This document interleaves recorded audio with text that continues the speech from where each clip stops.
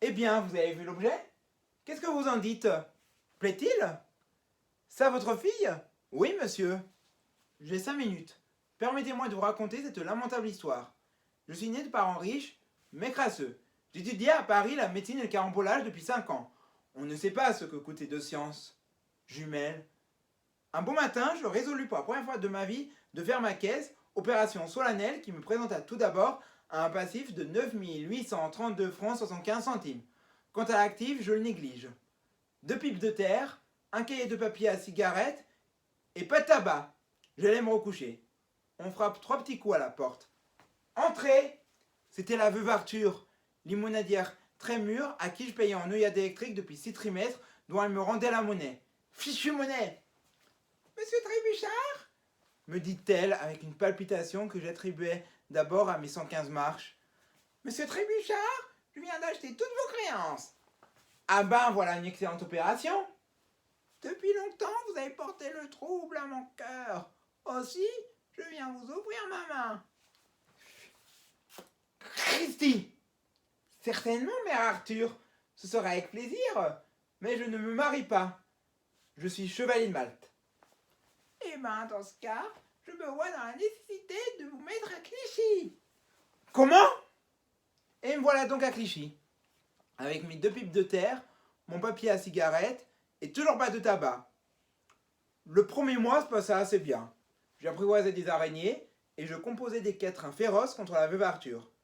Le second mois, l'absence prolongée de toute espèce de tabac me fit faire des réflexions. Après tout, me disais-je, cette femme-là n'est pas si mal que ça. Elle est grande, elle est brune, elle est sèche, en lui défendant de se décolleter. Je pris la plume et je lui écrivis ce billet fade.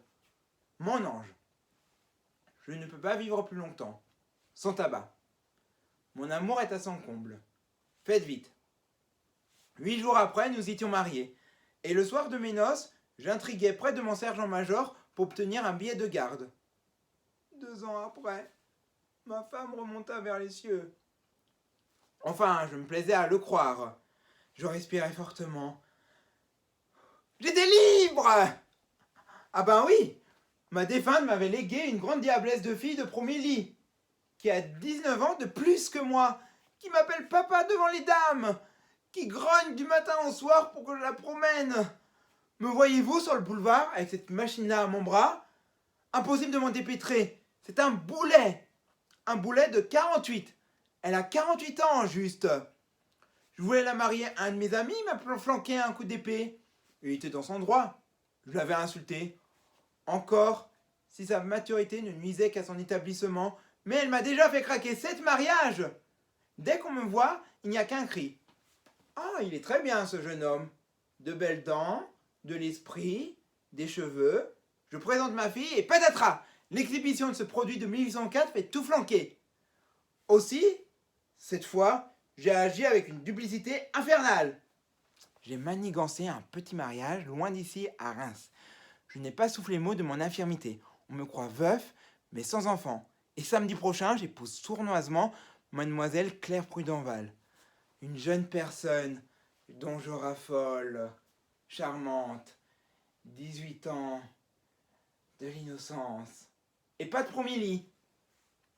La noce doit se faire à Reims. Le père, une agréable brute, voulait consommer la chose à Paris, mais je me suis véhémentement opposé. L'autre satané moutarde me serait mis encore de travers.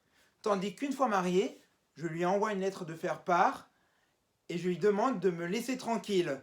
Elle a la fortune de sa mère. Ainsi. Bigre, je vais rater le chemin de fer. Vite, ma valise! Hein? Mais qui c'est? Sapristi! Ce sont eux! Ma future et son père. J'étais sûr qu'il allait me jouer un tour.